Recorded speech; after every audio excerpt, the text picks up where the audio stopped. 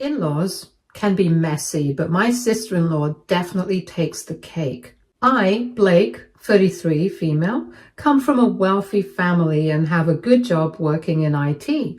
I also trade on the side, which has helped me become more financially comfortable. It started as just a hobby, but over time I got better at it, and now it brings in a decent amount of extra income.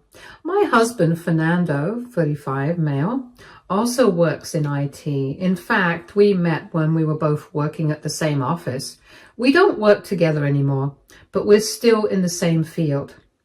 When it comes to our jobs, we earn almost the same, but because of my family background and trading, I have a pretty comfortable financial cushion. I wouldn't say I'm rich, but I don't stress about money the way some people do. A few years ago, I used some of my savings to buy a beach house. It wasn't a crazy mansion or anything, but it was in a great location, right by the water, and had that perfect, peaceful vibe. I didn't buy it to rent out or make money off it. I just wanted a place to escape to when life got too hectic. Over the years, I've let friends and family use it for vacations, and it's never been a big deal. Now, this is where things get interesting. Fernando has a younger sister, Sophia, 22, female. She and I have always gotten along pretty well. We're not super close, mostly because there's a bit of an age gap and we have very different personalities, but I wouldn't say we've ever had any major issues. She's the type of person who likes nice things and she has expensive taste. But the problem is she doesn't actually have the income to support her lifestyle. She works as an esthetician, and which is a good job, but not exactly one that allows for constant designer shopping sprees. She has a habit of maxing out her credit cards and then paying them off just enough to use them again.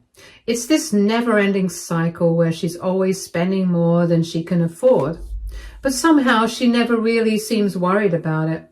When Sophia got engaged, she went all out, and I mean all out. Big venue, designer dress, fancy decorations, the whole 9 yards.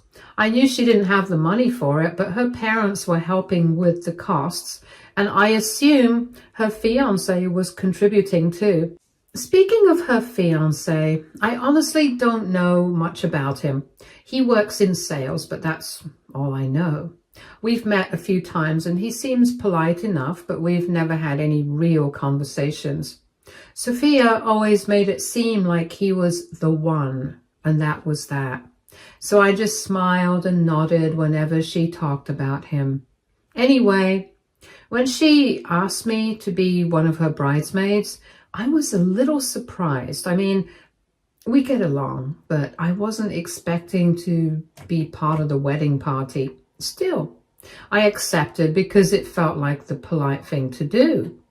The wedding planning was a lot. Sophia was very particular about everything, and it was clear that money was becoming a problem. She would complain about how expensive things were, but instead of cutting back, she'd just sigh dramatically and find a way to justify the cost. Then one day I heard through Fernando that Sophia and her fiancé weren't planning on going on a honeymoon, not because they didn't want to, but because they simply couldn't afford it after spending so much on the wedding.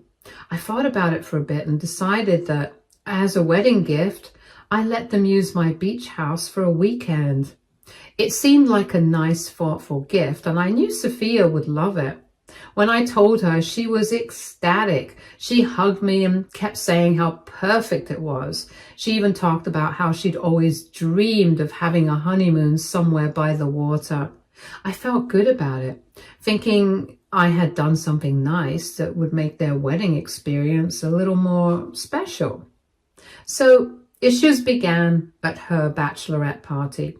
I had already decided that I'd cover the bill for the night. Most of Sophia's friends were either unemployed or still in college, and since I was the oldest one there, it just made sense.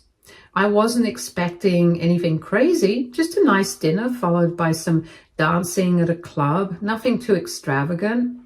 Dinner started off fine. The restaurant was one of those trendy places with dim lighting, overpriced cocktails, and tiny portions. You know the type. Everyone was in high spirits, laughing, drinking, and taking a million pictures for Instagram. I wasn't super close with most of the girls there, but I was being friendly and making small talk. It was one of those situations where you just go with the flow. Then, right as we were finishing up dinner, I got a notification. It was from my security system saying that the smoke detector in my house was going off. My heart nearly dropped. Fernando wasn't home. He had gone out with some friends, and I happened to be closer to the house than he was, so I had no choice but to rush back and check on things. Now, I obviously wasn't just going to leave the group hanging. Since I had already promised to cover the bill, I took out my credit card and handed it to Sophia's maid of honor, Emilia, 22, 23, female. I don't actually know her exact age. I told her to use it to pay for dinner and make sure she understood before I left. I practically ran out of the restaurant, my mind racing with all the worst case scenarios. What if the house was actually on fire? What if something had gone horribly wrong? What if I lost everything? It was a terrifying few minutes. Thankfully, when I got home, it turned out to be a false alarm. No smoke, no fire, nothing. The security system had just freaked out for no reason. At that point, I was already back home and it was super late. I was exhausted from the stress of the whole situation. So I decided to just stay home instead of rushing back to meet the girls. I figured they'd be fine without me, and the night would go on as planned. I didn't think much about my card after that. I figured I'd just get it from Emilia the next day I saw her. It wasn't a big deal, and honestly, after the stress of the false alarm at home, I just wanted to relax and move on. The next day, everything was normal. I woke up, made some coffee, got some work done, and went about my usual routine. I wasn't even thinking about the bachelorette party anymore. And then around 5 p.m., I got a notification on my phone. It was from my bank. A charge for $3,000 had been made on my card at Sephora. For a second, I just stared at it, trying to process. I remembered that I had given it to Emilia. I immediately called her, already feeling my blood pressure rise. She told me she had given the card to Sophia. That didn't make sense. Emilia was supposed to hold on to it and use it just to pay for dinner. I didn't understand why she would hand it over to Sophia. But at that moment, I didn't have time to argue. I needed to find out what was going on with my card.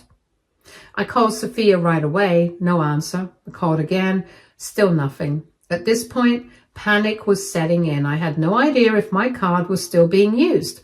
What if someone else had it? What if more charges were about to come through? I wasn't going to sit around and wait to find out. I called my bank immediately and reported the charge as fraud.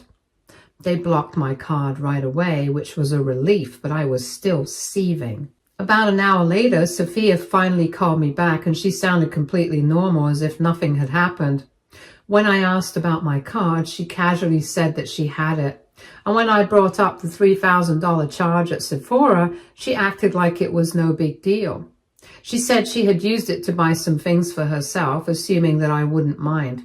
Apparently, since I had been covering the cost of the bachelorette party, she thought this was just an extension of that. I was absolutely stunned. The way she brushed it off like it was just a fun little shopping spree made my blood boil. She even laughed about it, saying that since I was financially comfortable, it wasn't a big deal. She didn't seem to grasp the fact that taking someone's credit card and spending thousands without permission is fraud. I told her we were going to talk about this in person. I wasn't about to let this slide. I got in my car and drove straight to her place. On the way, I called my bank again and let them know it was a family member and a misunderstanding, just so she wouldn't get into any legal trouble. As angry as I was, I didn't want her to face serious consequences, though at that moment she definitely deserved some. All I could think about was how entitled she was to assume she could just take my card and spend $3,000 like it was nothing. This wasn't some casual dinner tab or a minor oversight. This was an intentional decision she made because she assumed I'd just be okay with it. After the call, I went straight to Sophia's house. I was still fuming, but I was determined to keep my composure. At the very least, I needed to get my card back and deal with this in person. When I got there, she greeted me like nothing had happened. No guilt, no embarrassment, just her usual bubbly self. She handed me my card with a smile, and then to my absolute disbelief, she started showing me everything she had bought. There was no shame, none. She actually seemed excited to show off her haul. Expensive perfumes, high-end skincare, a bunch of luxury makeup items, all things she definitely didn't need. I could tell that some of them were limited edition products. The kind of stuff beauty influencers hype up and people rush to buy. This wasn't just a casual trip to Sephora for a few essentials. This was a full-blown luxury shopping spree. I stood there in complete disbelief. I was trying to process the sheer audacity of it all. It wasn't even just the money. Though, let's be real, $3,000 is no small amount. It was the entitlement. She genuinely didn't think she had done anything wrong. I told her as calmly as I could that this was completely out of line. She should have never used my card, let alone for a massive shopping spree. But instead of apologizing or even acknowledging that she had crossed a major boundary, she just shrugged. She actually said something along the lines of, "Well, you always help out, and you said you wanted to do something nice for me." As if that somehow justified it. As if me offering her a honeymoon stay at my beach house meant that she had free reign over my bank account. I couldn't argue with someone who clearly didn't see a problem, so I just took my card and left. I didn't raise my voice, I didn't make a scene, I didn't waste any more energy trying to explain basic morality to a grown adult, because I already knew exactly what I was going to do. I decided right then and there that she wasn't going to the beach house, but I didn't say anything. I didn't fight about it, I just let it go. And for now, the wedding day arrived and I played along like everything was fine. I smiled, took pictures, made small talk. I even stood beside her as one of her bridesmaids without a single hint of what was coming. I wasn't about to cause drama on her big day. That wasn't the time or place for it.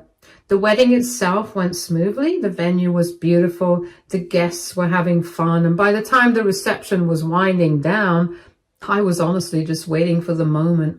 And sure enough, it came. Sophia found me beaming and casually asked when I was going to give her the keys to the beach house. She was so sure that I was still going to let her use it. She had no doubt in her mind that I had just moved past the whole credit card situation, and that her honeymoon was still happening exactly as planned. I looked her right in the eye and told her, "It's not happening."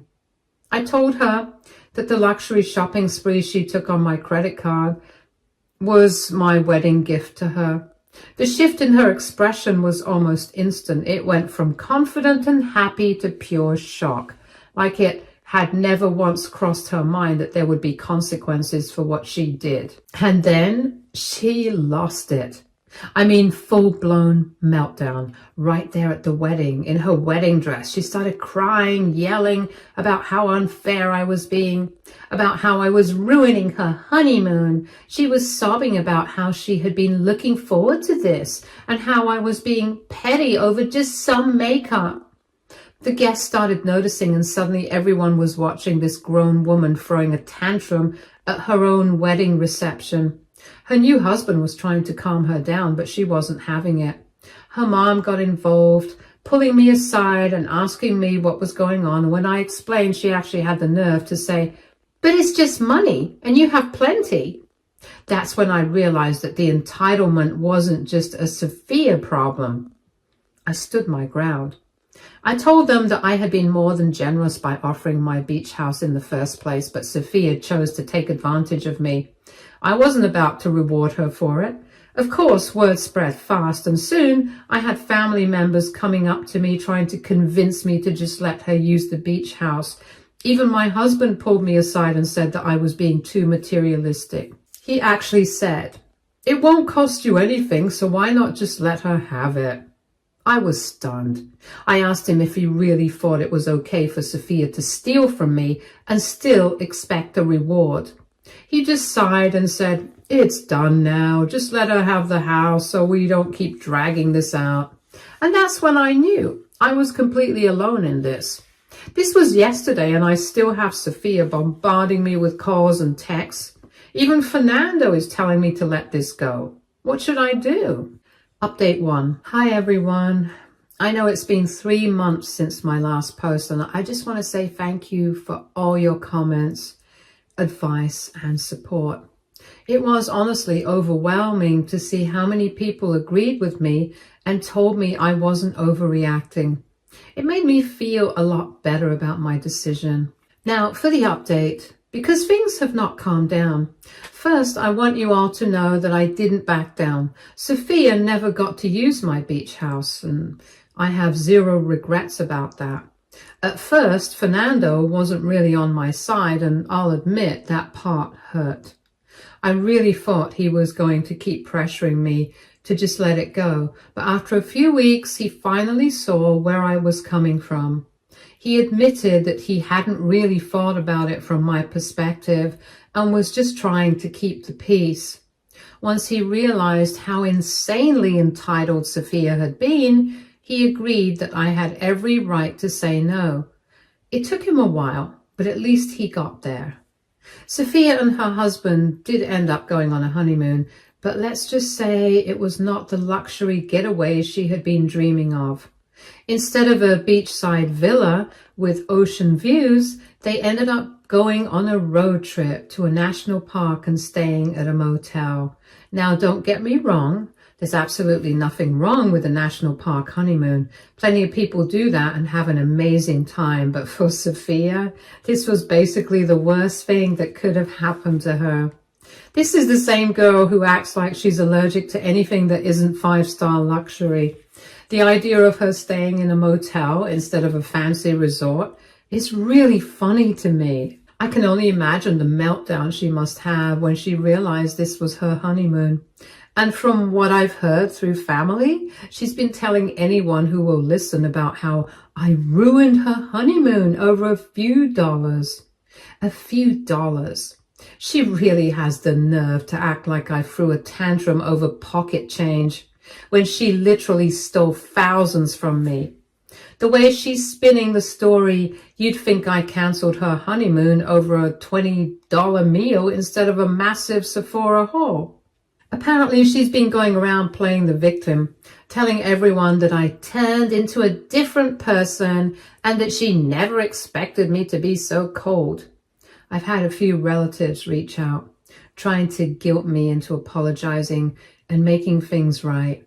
I have no idea what version of the story she's telling them, but I'm guessing she conveniently left out the part where she committed credit card fraud.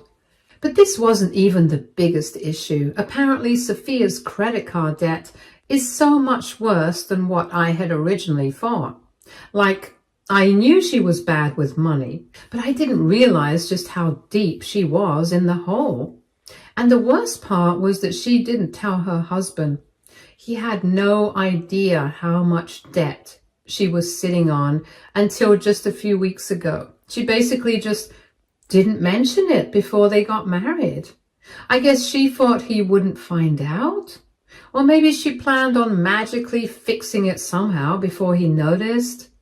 I have no clue what her thought process was. But now he knows. And unsurprisingly, he's not happy. From what I've heard, things are really bad between them right now. They're fighting a lot, and from what one of our relatives told me, it looks like they might have to move out of their apartment because they can't afford the rent and pay off her debts at the same time. The place they're living in isn't even anything crazy. It's just a regular 2-bedroom apartment, not some luxury penthouse. But the problem is that Sophia lives way beyond her means. and clearly thought she could keep doing that after getting married. But now that her husband is seeing the reality of the situation, he's not on board. I honestly feel bad for him. I barely know the guy, but I can only imagine how blindsided he must feel. I mean, can you imagine thinking you're starting a stable life with someone, only to find out that they're buried under a mountain of debt that they didn't even warn you about? That's rough. I don't feel bad for Sophia because this is her fault. Honestly, before the whole credit card theft incident, I probably would have helped her. I mean, I wouldn't have given her money, but I definitely would have set up some kind of loan so she could at least avoid those ridiculously high interest rates. I know how bad credit card debt can get, and I would have been willing to help her in a way that made sense. But after what she did, I can't help her. I won't. Not after she stole from me, not after she acted like it was no big deal, not after she spent months trashing me to anyone who would listen just because I didn't let her use my beach house. Update 2. Hi everyone, I know it's only been 2 days since my last update, but things just keep unfolding and honestly, I need to vent. Because, oh my God. So, as expected, Sophia and her husband had to leave their apartment. They couldn't keep up with the rent while also dealing with her insane debt. And guess where they ended up? Lucia's, 56, female, house.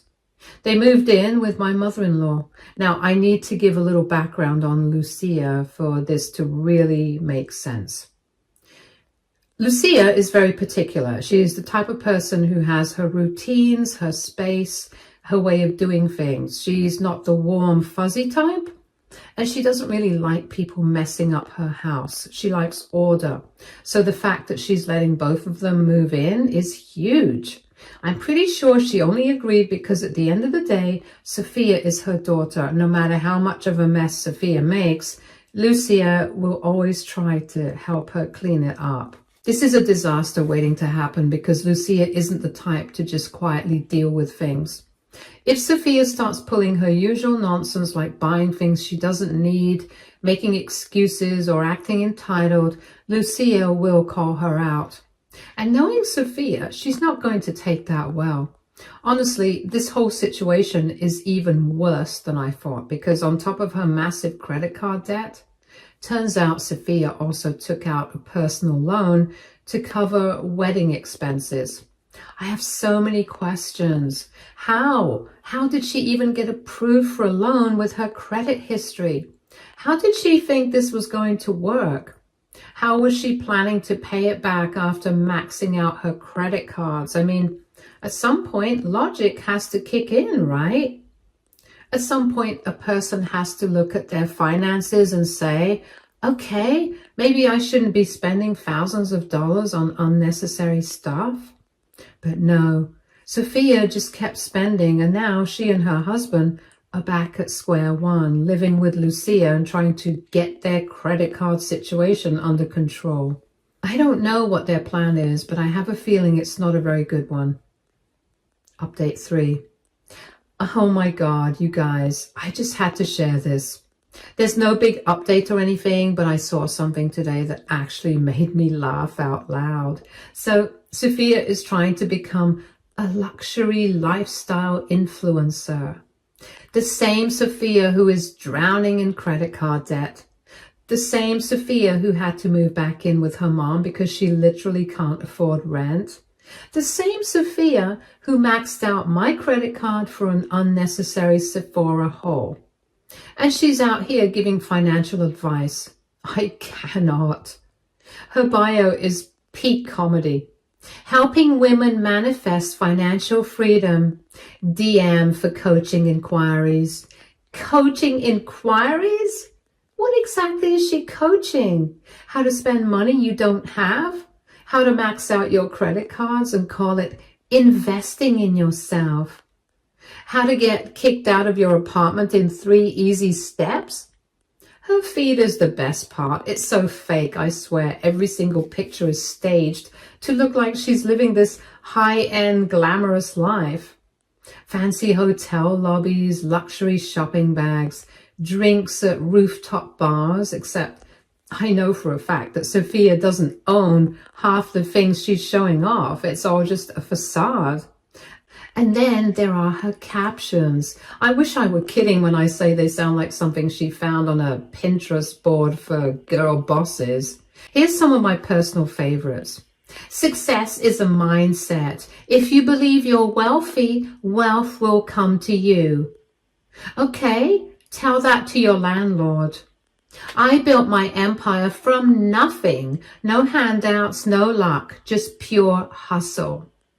Built what empire? The empire of unpaid bills and bad financial decisions? Stop living paycheck to paycheck. DM me to learn how you can afford the lifestyle you deserve. I literally had to sit down when I read this one. Girl, you don't even have a paycheck right now. You live with your mom. What exactly are you teaching people? I honestly don't know whether to be angry or just impressed by the sheer delusion. Like, how do you preach financial freedom when you're one missed payment away from a financial disaster? I showed Fernando and even he couldn't defend her this time. He just sighed and was like, well, at least she's trying something. Trying what exactly? Scamming people into thinking she's rich? Anyway, I'll be keeping an eye on this nonsense because I have a feeling it's only going to get funnier from here. Update 4. Hey everyone, it's been 6 months since my last update and honestly, not much has changed, but I figured I'd check in since some of you might still be curious about what's going on. So here's the rundown. Sophia is still living with Lucia 6 months later and she's still in her mom's house. No surprise there, honestly. Lucia hasn't said much to me about her either, which is probably a bad sign. Knowing her, she's already tired of having Sophia in her house. I wouldn't be surprised if she started dropping hints for Sophia and her husband to leave soon. I don't think Sophia has much of a choice at this point. From what I've heard, her debt is still a mess, but at least she's finally doing something about it. Apparently she's on a complete shopping ban. I nearly passed out when I heard that. Sophia not shopping? That's like saying the sun isn't going to rise tomorrow. But yeah, it looks like she's finally realized she can't keep living in a fantasy world. No more random Sephora hauls. No more treating herself with money she doesn't have. No more pretending to be rich on Instagram. It's about time. She even took up a second job waitressing. I did not see that one coming. Sophia is working a customer service job? Sophia, who once said she could never work in a restaurant because she hates taking orders from people. I would pay good money to see her trying to stay polite while someone sends their food back. I don't know exactly where she's working, but I heard it's some small diner. So yeah, she's definitely not living the luxury lifestyle she was trying to sell on Instagram. Also, that whole luxury influencer thing is dead. Her page is still up, but she hasn't posted in months. All the boss babe captions are gone. No more manifesting wealth nonsense. No more fake deep posts about building an empire.